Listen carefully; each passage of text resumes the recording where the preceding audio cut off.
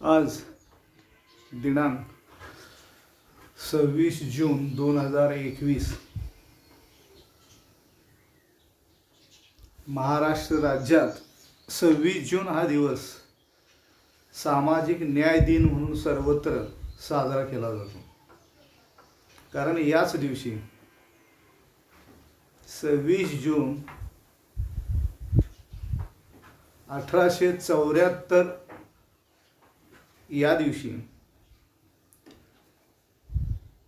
राजर्षी शाहू महाराज तथा यशवंतराव जयसिंगराव घाटगे यांचा जन्म झाला. शाहू महाराजांनी आपल्या कारकिर्दीत, आपल्या संस्थानात आणि त्याचबरोबर राज्यात सुद्धा मोठ्या सामाजिक सुधारणा घडवून आणल्या आणि त्यासाठी त्यांनी देशभर दौरे केले. राज्यभर आणि देशभर सामाजिक सुधारणांना शाहू महाराजांनी गती दिली.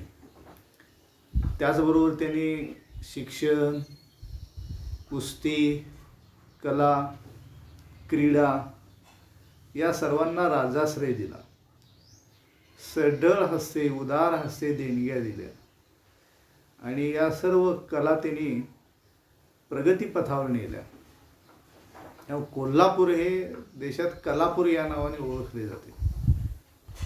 सर्व कला, क्रीडा, साहित्य, सामाजिक समानता, अस्पृश्यता निवारण या सामाजिक सुधारणांना आपल्या कृतीनं गती देणारे राजर्षी शाहू महाराज हे करते समाजसुधारक होते. ते असं म्हणाले होते, एक वेळ मी राजगादी सोडेन पण सामाजिक सुधारणा कधीच सोडणार नाही, असं महाराज म्हणाले होते. असा एक लोकोत्तर राजा ज्याने राधानगरी धरण बांधलं. त्यानंतर डॉक्टर बाबासाहेब आंबेडकर यांच्या घरी जाऊन त्यांनी त्यांचा सन्मान केला आणि डॉक्टर बाबासाहेबांनी दलित समाजाचं नेतृत्व करावं असा आग्रह शाहू महाराजांनी धरला आणि बाबासाहेबांना हर तऱ्हेने त्यांनी प्रोत्साहन दिले. त्यांनी आपल्या एकूण अंदाजपत्रकाच्या, कोल्हापूर संस्थांच्या एकूण अंदाजपत्रकाच्या 35% रक्कम शिक्षणावर खर्च केली. आणि 21व्या शतकात आज स्वतंत्र भारत सरकार आणि राज्य सरकारचा आपल्या शिक्षणावरचा खर्च 3 ते 6% दरम्यान आहे गेल्या 70 वर्षात. यावरून लक्षात येईल की शाहू महाराज हे काळाच्या किती पुढं होते. अजून स्वतंत्र देशसुद्धा अजून त्यांच्या या लोकाभिमुख धोरणांची बरोबरी करू शकत नाही, इतके आपण पाठीमागे आहे. आणि म्हणून शाहू महाराजांना द्रष्टा राजा असं म्हणतात. शेकडो वर्षांच्या पुढचा दृष्टिकोन त्यांनी स्वीकारला होता. म्हणून आपला समाज एवढा प्रगत झाला, महाराष्ट्र राज्य एवढं प्रगत झालं आणि अग्रेसर झालं. आज आपण इतके पुढे आहोत त्याला कारण शाहू महाराजांचं एक योगदान निश्चितच महत्त्वाचं आहे. आणि म्हणून अशा लोकोत्तर राजांचं स्मरण करणं, त्यांच्या जयंतीपासून त्यांच्या विचारांचा, आचारांचा जागर करणं आणि त्यांचे विचार आपल्या कृतीमध्ये आणणे याचा निश्चय केला पाहिजे. केवळ शाहू जयंती आहे म्हणून शाहू महाराजांच्या प्रतिमेचे पूजन करणे आणि इतर सर्व दिवशी 364 दिवस त्यांच्या विचारांचे भंजन करणे हा अन्यायच आहे आपल्यावर आणि त्यांच्यावर. प्रतिमेचं पूजन करत असताना त्यांच्या विचारांचे आचरण केले पाहिजे, हा महत्त्वाचा मुद्दा आहे. आणि म्हणून शाहू महाराजांचं हे कित्येक पिढ्यांना प्रेरणा देणार आहे. आणि म्हणून संसद भवनाच्या प्रांगणात ज्या महान राष्ट्रपुरुषांचे पुतळे बसवलेले आहेत त्यामध्ये राजर्षी शाहू महाराजांचा पुतळा संसद भवनाच्या परिसरामध्ये उभा करण्यात आलेला आहे. कोल्हापूरचे इतिहासकार, प्रसिद्ध इतिहासकार, मराठ्यांच्या इतिहासाचे डॉक्टर जयसिंगराव पवार यांनी शाहूचरित्र लिहिलेलं आहे. 1100 पानांचं शाहूचरित्र त्यांनी लिहिलं, संपादन केलं आणि त्या जगातल्या 23 भाषात ते लेखन प्रकाशित करण्याचा पण त्यांनी केला. आज जगातल्या 13 भाषात जयसिंगराव पवार आणि शाहू चरित्र प्रसिद्ध केलेलं आहे आणि एकूण 23 भाषांमध्ये ते जगभर त्यांना पोहोचवायचं आहे. 23 भाषांमध्ये आपले महापुरुष किती महान आहेत ते सगळे जगभर पोहोचायचे असतील तर भाषा हे त्याचं एक योग्य माध्यम आहे. सगळ्या भाषामध्ये ते चरित्र अनुवादित झालं पाहिजे, प्रकाशित झालं पाहिजे, प्रसारित झालं पाहिजे. शाहू चरित्र आमचा राजा जगातले एक महान राजांपैकी शाहूराजे पण होते आणि म्हणून अशा या महान राजर्षी शाहू महाराजांना अभिवादन करतो आणि आपल्या विषयाकडे वळतो. आज आता या पूर्वीच्या व्याख्यानामधून आपण पाहिलेलं आहे की खाजगीकरण, उदारीकरण आणि जागतिकीकरण. खाजगीकरण म्हणजे सरकारी उद्योगांची मालकी अंशतः किंवा पूर्णतः खाजगी करणे किंवा भाडेपट्टीने उद्योग चालवायला देणे किंवा व्यवस्थापन चालवायला देणे, त्याला खाजगीकरण म्हणतात. उदारीकरण म्हणजे अर्थव्यवस्थेवरील जुनाट जाचक बंधने, निर्बंध रद्द करणे, मोडीत काढणे आणि अर्थव्यवस्था अधिकाधिक उदार करणे, त्याला म्हणायचं उदारीकरण. जागतिकीकरण म्हणजे जग हीच एक बाजारपेठ होय, एका वाक्यात त्याची व्याख्या. आपण पहिलं पाठीमागच्या असलं जागतिकीकरणाचे फायदे आपण बघितले किंवा अनुकूल परिणाम आपण यापूर्वी जागतिकीकरणाचे पाहिलेले आहेत. जसे जागतिकीकरणाचे अनुकूल परिणाम आहेत तसे जागतिकीकरणाचे हे प्रतिकूल परिणाम आहेत. Adverse effects of globalisation on Indian economy or unfavorable impact of globalization on Indian economy. जसे जागतिकीकरणाचे फायदे झालेले आहेत, यश मिळालेलं आहे, तसे काही तोटेही झालेले आहेत, काही प्रतिकूल परिणामही झालेले आहेत भारतीय अर्थव्यवस्थेवरती. तेही पाहणं गरजेचं आहे, कारण कुठल्याही निर्णयाला दोन बाजू असतातच. तशी प्रतिकूल बाजू काय आहे ती आपण क्रमानं पाहणार आहोत. भारतीय अर्थव्यवस्थेवरती जागतिकीकरणाचा स्वीकार 1991 मध्ये केला. त्यानंतर काय प्रतिकूल परिणाम झाले त्याच्यामध्ये हा परिणाम आहे की employment creation reduced in our country when we accepted globalisation as a policy matter. After that gradually we have seen that employment creation of our government in our Indian economy is gradually and day by day, year by year reduced in compare with when we are going to compare some periods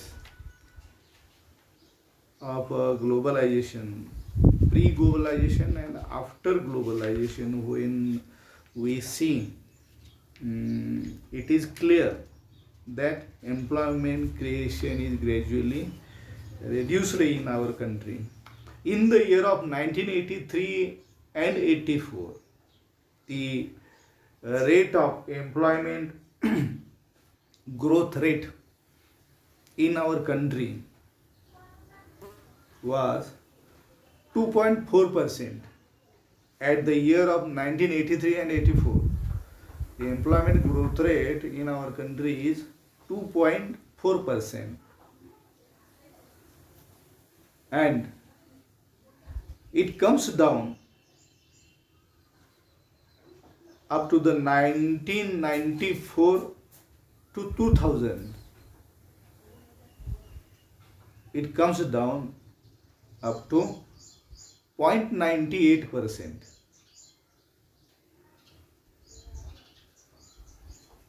After the acceptance of globalization as a policy, we see from 1991 to 2000 year, after 10 years, after 9 years, we see that this growth rate of employment creation is gradually comes down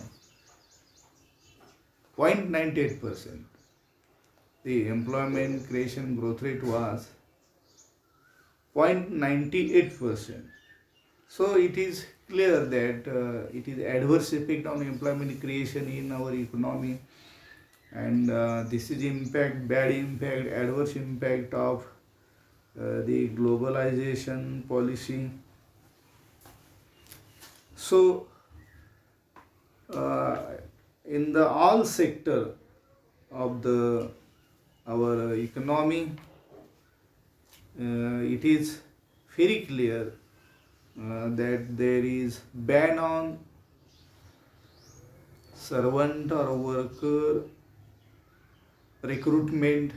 Government has declared ban, and now today it is continue this policy that the class 4th and class 3 and class 4 seats, the clerks and peons in the government sector has already especially education sector, there is ban from so many years, near about 20 years. Government has declared ban on the recruitment of class 3 and class 4 posts in the education sector. So there is a reduction in the employment creation in our country. Another second point is adverse effects or impact on Indian economy of globalization is, the second is failure of unorganized sector in employment. Failure of unorganized sector in employment. रोजगार निर्मितीमध्ये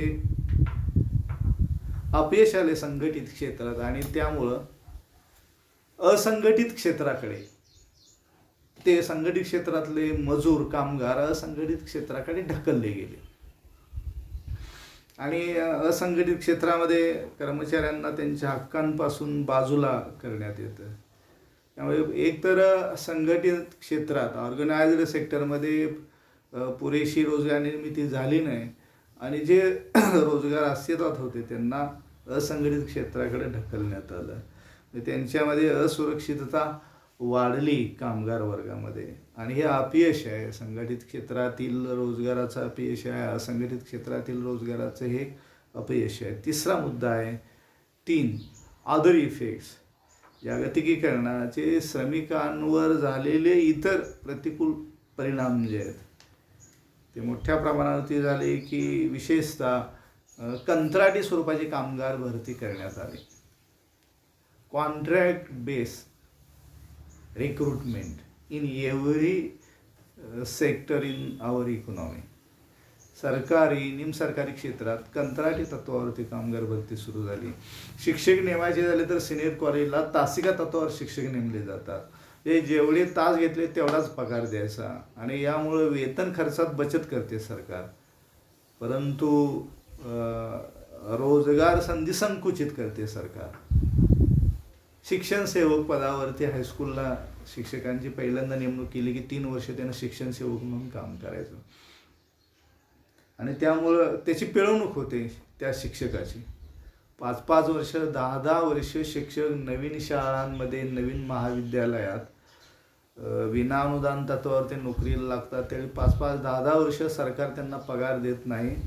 खाजगी संस्था चालक जेवढे देतील 1000 रुपये 500 रुपये महिना, एवढ्या पगारावर त्यांना चरितार्थ चालत नाही, आणि राहिलेल्या वेळेत त्यांना दुसरीकडे काम करावं लागते. शिक्षक वर्गाचा हा एक ड्रॉबॅक आहे या सेक्टरमध्ये. 20-20 वर्ष लोकांनी 10-10 वर्ष विनाअनुदान तत्वावरती शिक्षक क्लार्क म्हणून काम केलं, पण त्यांना न्याय मिळाला नाही या व्यवस्थेमध्ये, आणि बिनपगारी जवळजवळ त्यांनी काम केलेलं आहे. खाजगी क्षेत्रात फार कमी पगार मिळतोय, तुटपुंजा पगार, चरितार्थ चालत नाही, आणि म्हणून इतर शारीरिक कष्टाची कामं शिक्षकांना विशेषतः करावी लागतात. असे शिक्षक आपल्या राज्यात जवळजवळ 20,000 शिक्षक आजही अशा पद्धतीनं काम करत आहेत.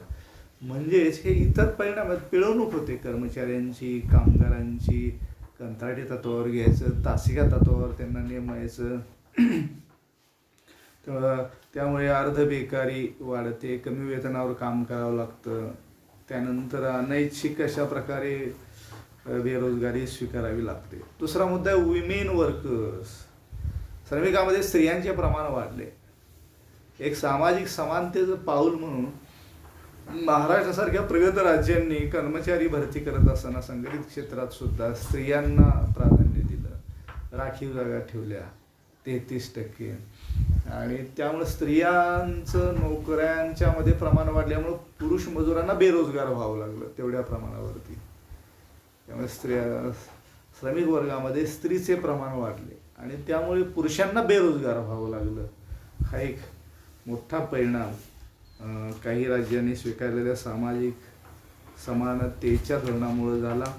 पुन्हा केंद्रानंही हे धोरण हळूहळू स्वीकारलं आणि तेव्हा बऱ्याच ठिकाणी स्त्रिया कमी वेतनावर काम करतात किंवा घरी बसून काम करण्याची सोय असते, अशा कामात स्त्रियांना कमी वेतन देण्यात आलं. हा एक प्रतिकूल परिणाम आहे. त्यानंतर ॲडव्हर्स इफेक्ट ऑन ॲग्रिकल्चर, जागतिकीकरणाचा शेतीवर झालेला प्रतिकूल परिणाम झालेला आहे. ते बहुराष्ट्रीय कंपन्या शेती क्षेत्रात आल्या, शेतीचे कंपनीकरण झाले. शेतीचे कंपनीकरण म्हणजे कंपनी शेती करायला लागली. कंपनी सांगेल ती पीक शेतकऱ्यांनी घ्यायचे करार तत्वावरती. कंपनी सांगेल त्या दरात त्यांना विकायचे. बियाणं पुरवणार कंपनी आणि त्यानंतर खतं पुरवणार कंपनी, तंत्रज्ञान पुरवणार कंपनी आणि ते ठराविक भावाला ते पीक परत त्या कंपनीलाच विकायचं. त्यामुळं शेतकरी यामुळे निष्क्रिय होऊ शकतात. यामुळे पंजाबमध्ये याचा प्रयोग झालेला आहे कंत्राटी शेतीचा. शेतकरी निष्क्रिय होतात, आळशी होतात. हा एक दुष्परिणाम आहे. कंत्राटीकरण झालेलं आहे. शेती व्यवसायामध्ये सुद्धा प्रतिकूल परिणाम झालेला आहे. बियाणे, खते हे सगळं कंपन्या पुरवतात मल्टीनॅशनल आणि त्यामुळे लहान आणि सीमांत शेतकरी शेती क्षेत्रातून हळूहळू बाजूला पडत आहे, बाहेर जात आहे. हा एक तोटा आहे जागतिकीकरणाचा. कंपन्या आल्यामुळे शेती भांडवली झाली, नवतंत्रज्ञान, त्यामुळे लहान शेतकरी या व्यवसायातूनच बाहेर पडायला लागला आणि त्यामुळं मग शेतकरी वर्गाचं अस्तित्व टिकणं अवघड आहे. त्यानंतरचा मुद्दा आहे adverse effect on public undertaking. हे सार्वजनिक क्षेत्रातील जे उद्योग आहेत त्याच्या कामगारावरती, त्या उद्योगावरती याचा प्रतिकूल परिणाम झाला. कारण जागतिकीकरणामुळे मोठ्या बहुराष्ट्रीय कंपन्या आपल्या देशामध्ये आल्या आणि त्यामुळे भारतातील सार्वजनिक क्षेत्रातील उद्योग हे जुन्या तंत्रज्ञानावर आधारित होते, मागासलेल्या तंत्रज्ञानावर आधारित होते. ते उद्योग, त्यांचा आकार लहान होता. बहुराष्ट्रीय कंपन्यांशी ते स्पर्धा करू शकले नाहीत, करू शकत नाहीत.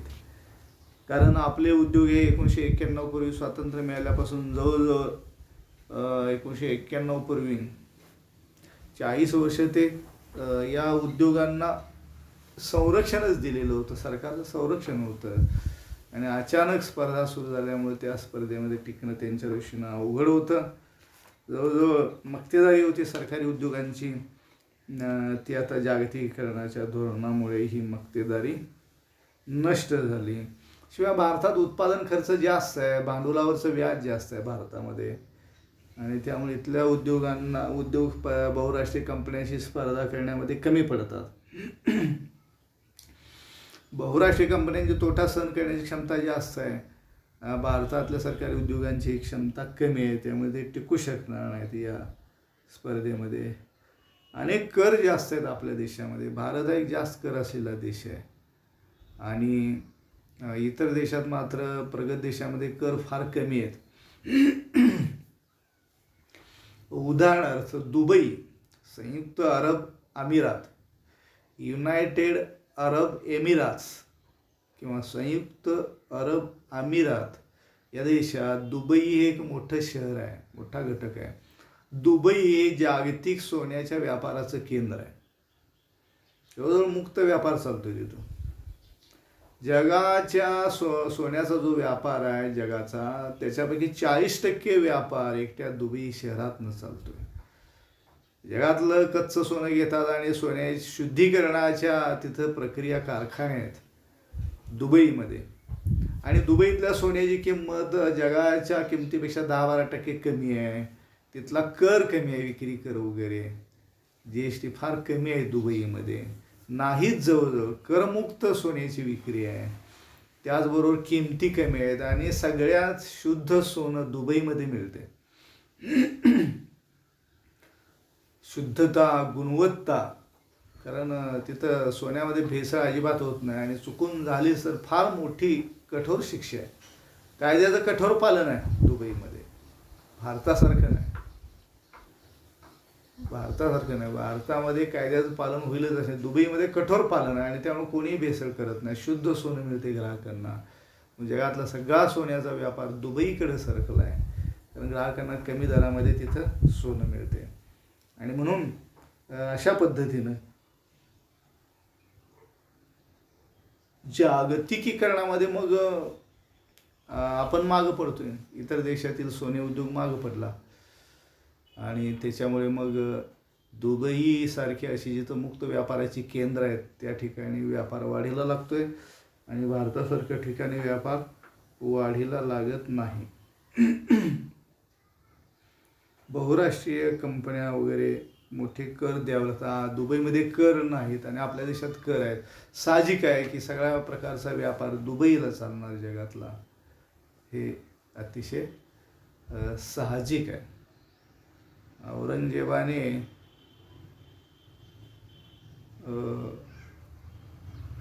जिजिया कर आणला होता हिंदू नागरिकांवरती, त्यामुळे तो अप्रिय बनला. आणि म्हणून कर हे कमीत कमी कर हे चांगल्या प्रशासनाचं लक्षण अर्थशास्त्रात समजले जाते. त्याचबरोबर adverse effect on small scale industries. जागतिकीकरणामुळे भारतातल्या लघुउद्योगावरती प्रतिकूल परिणाम झाला. अनेक लघु व कुटीर उद्योग हे बंद पडले, आजारी पडले, कारण मोठ्या बहुराष्ट्रीय कंपन्या वस्तू उत्पादन सेवा क्षेत्रात त्या आल्या भारतात आणि त्यामुळे लघुउद्योग तयार होणाऱ्या ज्या वस्तू आहेत त्या स्पर्धा करू शकल्या नाहीत. दर्जा, किंमत, आकार, प्रकार, रंगरूप, पॅकिंग आपल्या वस्तू कमी पडल्या सरकारी उद्योग इथल्या लहान उद्योगातल्या, आणि मोठ्या उद्योगातल्या वस्तू मोठ्या आकारमानाच्या, त्यामुळे कमी खर्चात तयार झाल्या, दर्जेदार तयार झाल्या. त्यामुळे इथले अनेक उद्योग आजारी पडले, बंद पडले आणि त्यामध्ये अनेक लोक उद्ध्वस्त झाले. व्यवसाय उद्योग क्षेत्रातनं लघुउद्योजक बाहेर पडले आणि त्यामुळे आजारी उद्योगाची नवीन समस्या निर्माण झाली आणि आपले लघुउद्योग ह्या स्पर्धेमध्ये 91 नंतर फार कमी पडले. त्यांच्याकडे स्पर्धा करण्याची कुवत किंवा क्षमता यामध्ये नव्हतीच. त्याचबरोबर पुढचा मुद्दा आहे, तो 8वा मुद्दा आहे, तो म्हणजे औद्योगिक वाढीचा दर कमी झाला. 1993 ते 2001 या काळात औद्योगिक विकासाचा वेग होता 2.3%. 2004-05 मध्ये तो 5.8% झाला. त्यानंतर 2006-07 मध्ये भारताच्या औद्योगिक विकासाचा वेग सुमारे 11.5% झाला 2006-07 मध्ये. पण पुन्हा 8-9 मध्ये तो पुन्हा 2.7% पर्यंत घसरला. 2015-16 मध्ये भारताच्या औद्योगिक विकासाचा वेग 2.4% पर्यंत कमी झाला. यावरून असं दिसून येते की औद्योगिक विकासाचा वेग, वाढीचा वेग जागतिकीकरणाच्या सुरुवातीच्या काळात आपल्या देशात वाढला होता, नंतर तो कमी झाला. हा एक दुष्परिणाम दिसून येतोय. कल्याणकारी, 9वा मुद्दा, कल्याणकारी राज्याची संकल्पना अधुरी राहिली किंवा अपुरी राहिली. Welfare state, concept of welfare state. This concept is in our country is fail, not sufficient level holds this concept of welfare state. So Indian people are totally unsatisfied of the concept of welfare state of our government. There is no sufficient gains from this concept. So the very insufficient measures are implemented by our government in our country, and that's why this is failure of globalization to implement the welfare state concept in our country. कल्याणकारी राज्याच्या निर्मितीसाठी सरकारला खर्च करता येईना, कपात करावी लागली, अनुदानं कमी करावी लागली. अन्नधान्यावरची गरीब लोकांना दिलं जाणारं अनुदान कमी केलं जात आहे. त्यानंतर निर्यातीवरचं अनुदान कमी केलं जात आहे. उत्पादनावरचं, शेती उत्पादनाचं अनुदान कमी करण्याच्या अटी WTOनं घातल्या आणि आम्ही त्या स्वीकारल्या सुद्धा. त्यामुळे सगळ्या प्रकारची शेतीवरील उद्योगाला अनुदानं कमी करावी लागली आणि त्याच्यामुळे कल्याणकारी राज्याची संकल्पना काही प्रत्यक्षात घडून आली नाही. जागतिकीकरणाच्या काळावर ही केलेली जागतिकीकरणावर ही टीका होती. शिवाय दुहेरी मापदंडाचा प्रश्न होता. ड्युएल पॉलिसी ऑफ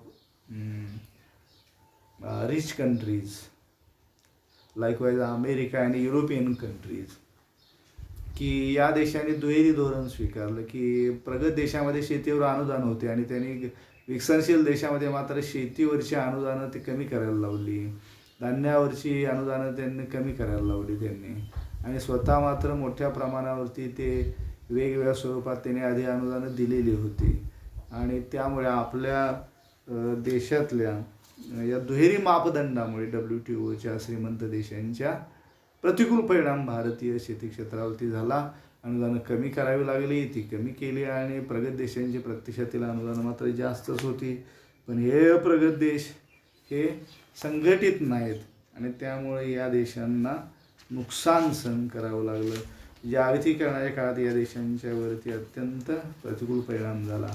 त्यानंतरचा मुद्दा आहे की सामाजिक क्षेत्रावर अनिष्ट परिणाम झाला जागतिकीकरणाच्या धोरणामुळे. जागतिकीकरणाच्या धोरणामुळे आरोग्य, शिक्षण, पाणी पुरवठा, वीज पुरवठा अशा मूलभूत सोयी लोकांना पुरेशा प्रमाणात मिळाल्या नाहीत. झोपडपट्टी एरिया वाढला शहरांच्यामध्ये आणि त्यामुळे दारिद्र्य निर्मूलनाचा कार्यक्रम म्हणावा असा यशस्वी झाला नाही. भारत आरोग्य सेवांच्या बाबतीत मागासलेला देश आहे. कोरोना महामारीच्या काळामध्ये हे सिद्ध झालेलं आहे. भारतामध्ये मूलभूत सोयी सुविधा आरोग्य क्षेत्रातल्या नव्हत्या. मोठ्या प्रमाणावरती रुग्ण वाढले, पण या रुग्णांची सेवा करण्या इतकी सुविधा आपल्या देशामध्ये नव्हत्या आणि ते करता आलं नाही आणि त्याच्यामुळे अपयश आलेलं आहे या बाबतीत. आरोग्य, शिक्षण, पाणी पुरवठा, वीज पुरवठा अशा प्रकारच्या सामाजिक क्षेत्रावरती जागतिकीकरणाचे अनिष्ट परिणाम झाले, प्रतिकूल परिणाम झाले आणि प्रगत देशामध्ये मात्र या सोयी सुविधा मोठ्या प्रमाणावरती प्रगत देशात मिळाल्या. भारताने सन 2003-04 या वर्षात भारताने एकूण GDPच्या 3.74% इतका खर्च शिक्षणावर केला होता. भारत सरकारने एकूण देशांतर्गत उत्पादनाच्या 3.4% इतका खर्च 2003-04 मध्ये शिक्षणावर केला होता आणि त्यामुळं प्रतिकूल परिणाम या ठिकाणी सामाजिक क्षेत्रावरती होते. शिक्षण असेल, दवाखाने असतील, तर या सर्वावरती, आरोग्यावरती सरकारने जेवढा खर्च करायला पाहिजे तेवढा खर्च सरकार करण्यामध्ये कमी पडलेला आहे. त्यामुळे सामाजिक क्षेत्रावरती प्रतिकूल परिणाम झालेला आहे आणि हा प्रतिकूल परिणाम सामान्य लोकांना जीवन जगण्यामध्ये त्यांना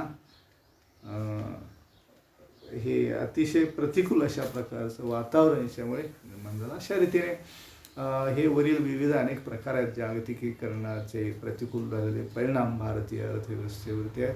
रोजगार निर्मिती घटली, त्यानंतर संघटित आणि असंघटित क्षेत्रावरती प्रतिकूल परिणाम झाले. रोजगार निर्मितीच्या बाबतीत इतर परिणाम झाले. श्रमिकांचे प्रमाण वाढले.